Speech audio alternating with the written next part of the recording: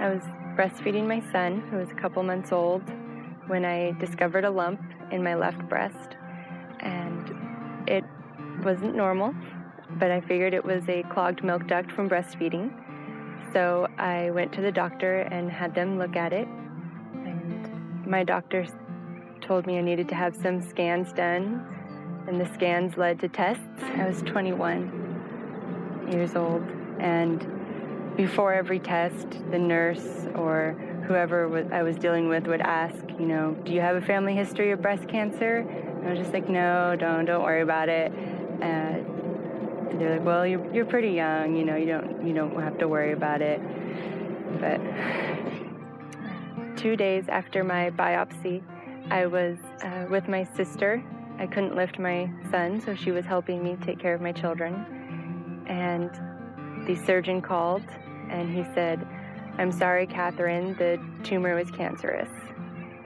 And immediately I was just shocked. I still didn't understand. I was so sure it was anything else. I fought for a double mastectomy, even though the cancer was only in my left breast, because I wanted to take every step I could and do everything I could for peace of mind and to make sure that it doesn't come back. I needed to start my next treatment, which was a pill called tamoxifen, and I take it once a day for 5 years. But tamoxifen has it can put you into menopause, and given my history and that it could put me into menopause, I had to make the decision to have another child if I wanted. And I kind of had a small window to do so, but we weren't sure if it was worth the risk and the complications that could come up. And obviously I would not be able to breastfeed the child, which was a big deal for me. My daughter Caroline was born October 7th, 2013. Having a double mastectomy, I obviously was not able to breastfeed. But my brother's wife, my sister-in-law, Stasia, she had just given birth to her son, and she volunteered to pump milk for me so that I could still give my daughter breast milk. Before my daughter was even born, we had a deep freezer full of my sister-in-law's breast milk, and it was ready for her, and I loved that I was able to still give her, the best, even though I wasn't able to breastfeed myself. Yeah, from the moment that I got the phone call that I was diagnosed, I had an amazing amount of support pour in. My family, of course, was very, very supportive and surrounded me with, love and anything I needed. And my church family really came through, and I had numerous prayer chains for me, and countless meals were prepared when I was going through treatment. I was unable to take care of my kids, so I had my parents and family members really helping me with that, and they were just always by my side, and we did everything together, and we fought it together. We've always been so very close. If it wasn't a matter of stepping in, it was more of a matter of stepping up, because it was kind of like, we were always there. We were just there a little bit more, and we were there to help her just a little bit more. But we're so interactive and so with each other all the time that it didn't seem much different. It seemed like, maybe she was down, so we did a little bit more, but that was basically it. It's easy to think that, if you're young, you're free from cancer, the scare is not there. But my story proves that, cancer doesn't discriminate. The biggest thing that I learned through all this is that, cancer isn't my story. It's not who I am. It's just a speed bump in my journey. And I really feel that God was using me to make sure that, other people my age are aware that it's real and it can happen to you, and you just need to do what you can to protect yourself. They say finding it early is the key, and it really is. So now today I look forward to furthering my career. I want to go back to school to become a medical assistant and help people just like the ones that were helping me through my journey. I look forward to watching my family grow now that they're all healthy and just enjoying life and making sure that we don't take anything for granted.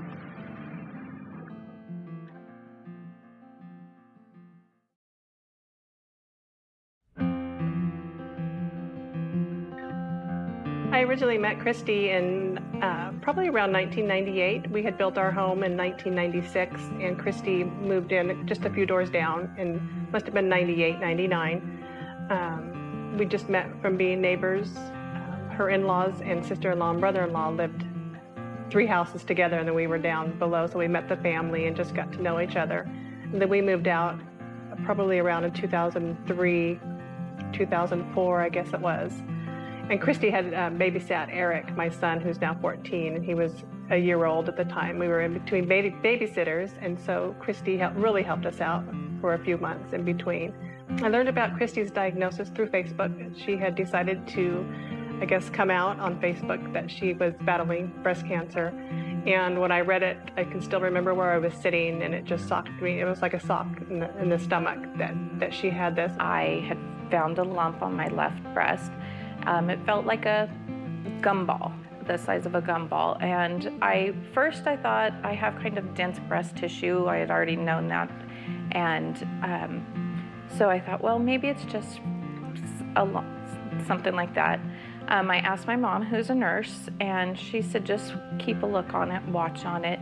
And then in February, it was still there, and it hadn't grown, but it hadn't gone away. I called and made an appointment to get to see my doctor, and when I went to the appointment, she set me up for a mammogram. The mammogram didn't really see anything, but they felt the lump also, and so we did an ultrasound, and then they did an ultrasound biopsy, and that's when it came back that there was, within a week, they called, and I was at home, and I got the phone call, and it was kind of surreal. She was on Facebook telling us all how she was doing and how she was getting through it, and so positive about things, and just rest assured she was going to be fine. When I started this journey and I used Facebook to kind of reach out, I realized that my support system grew. She was very open about it, and I always texted her back letting her know I was thinking about her and her family, and you know, we still love Christie. I would post pictures of when I was going through chemo or going through radiation. I didn't think I would want to post pictures of me with my bald head, but I found sometimes I was in the mood to do that, and I would. And the amazing support that came really encouraged me. After reading Christie's post most of that year of her recovery and how upbeat and amazing she was through it all, I was diagnosed with breast cancer, and it was November 22nd. And one of the first people I can remember wanting to call was Christie, because I knew I was going to be on this journey for a while, and I know her getting through it so amazing, with such strength and admiration, and I knew I could do it too. But it was Thanksgiving 2013, and I was camping with my husband, and we were up for Thanksgiving weekend, and my sister sent me a text that said, you know, you need to contact Kelly. Kelly has just found out she's got breast cancer, and my heart dropped. And we had the same kind of breast cancer, because there's ultimately different breast cancers that you can have. And so our treatments were almost exactly the same. Kelly and I got in contact, and we started talking, and then when it was her first chemo, I told my husband, I said, I need to go down there. My diagnosis was triple negative breast cancer, which is a little bit harder to treat. I don't know if I'm saying that right, but it responds well to chemo, so that's always a plus. But triple negative, I think, tends to come back quicker, which mine did. I told my husband I need to go down and I need to be there for Kelly when she comes in. even if it's just to give her a hug. And I decided that I would make a care package.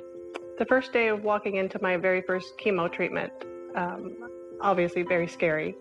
Don't know what to expect. I had done some research because I know the type of getting on the computer, finding out what it's going to do to you. I knew right away I was going to lose my hair. That was one of the obvious things that was going to happen. So when we walked in, of course, I had my mom, my husband, my sister all with me that very first day. And there was Christy and Chad. My friend Christy was there the first day when I went with a present. I took the care package, and it was all the little things that I used during chemo, that because you can't have scented soaps, and they tell you perfume will make you sick, and the toothpaste to use because minty toothpaste burns your mouth. It's all these things that you don't realize until you're going through it. And so I got a little care package of all the things that I used that helped me while I was going through chemo. And we got there and we just sat and waited for him to come in, and I loved it, being there, just seeing her walk in. Every chemo after that, and I went through 16 treatments, Christy had left a little gift of something, either it be a lip balm or a beautiful breast cancer survivor book, beautiful gifts and jewelry, just neat things that we couldn't wait to open. Even the nurses got involved, and if Christy couldn't be there that day, she would leave it with her nurse, and my nurse would make sure it was on my table that day. Every single chemo I went to, I had a gift from Christy. I can just say that there's been days that you don't want to go anywhere and you don't want to talk to anybody. And thankfully, it doesn't last very long for me, because the next day I'm up and out again. And with my positive attitude, I can make the days go by and get through it. With all the procedures that I've done, it's pretty much, the doctors have said, very unlikely that I will have a reoccurrence, so I'm very excited about that.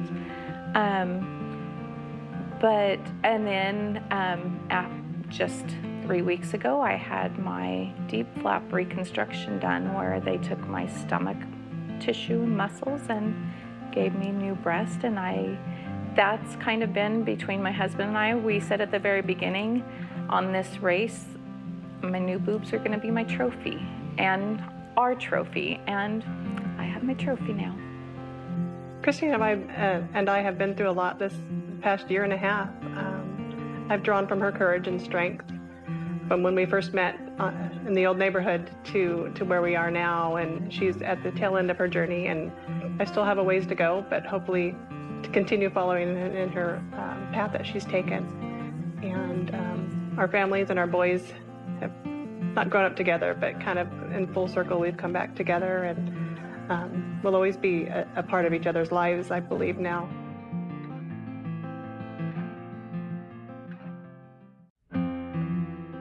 Yes.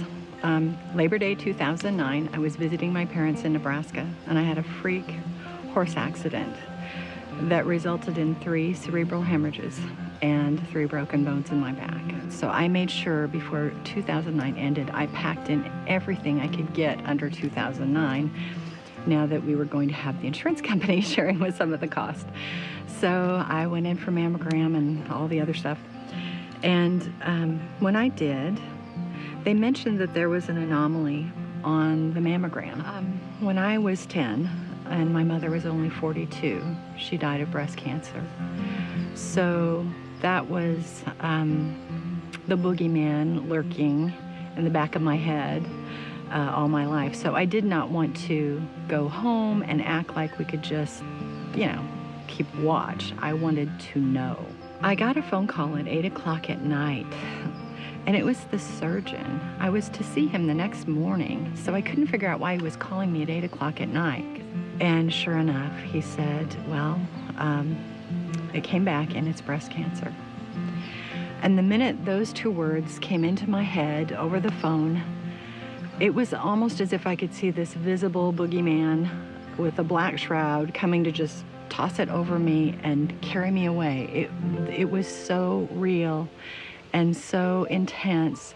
And I began praying immediately, and I said, God, if you don't protect me, if you don't help me, this will carry me away. Went in the next morning, and when I went in, he apologized. He said, "I'm so sorry. I should not have called you last night."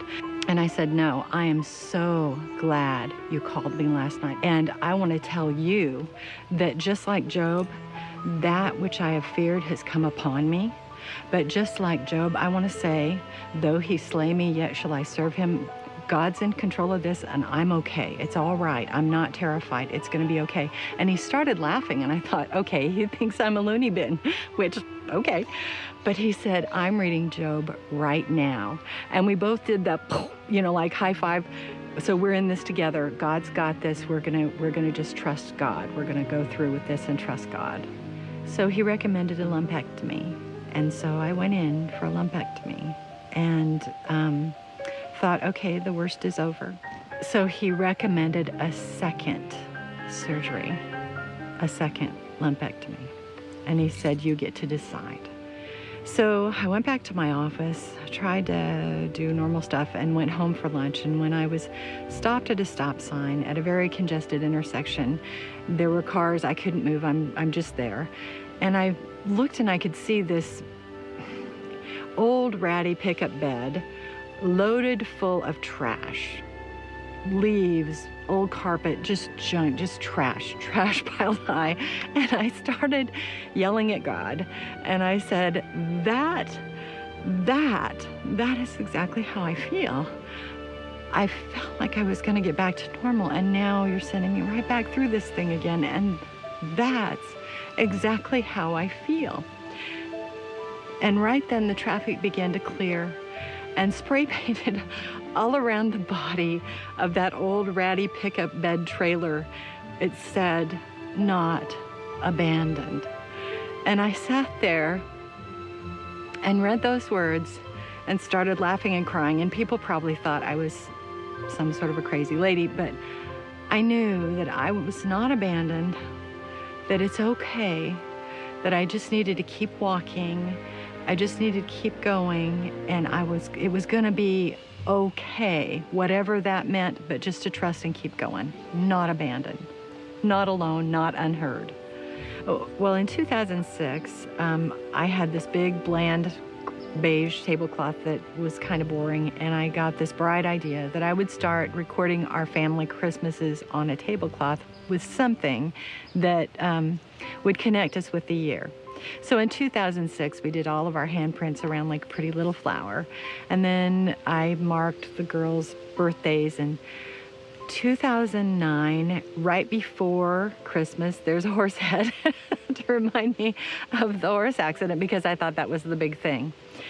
But 2010, I embroidered the year in red stitches, because to me, that year was a year that I just kind of staggered through. I don't like to get through anything. I like to enjoy and just celebrate everything, because I know that time is, we think we have all the time in the world, but we don't. I think that going through what is, number one, your biggest fear in your whole life is a huge thing. To realize that you can confront it and get through it. But the other part is having gone through and sat in waiting rooms and seen what I've seen. When you rub elbows with suffering in that degree, it changes you forever, because you can't see someone suffering and not care.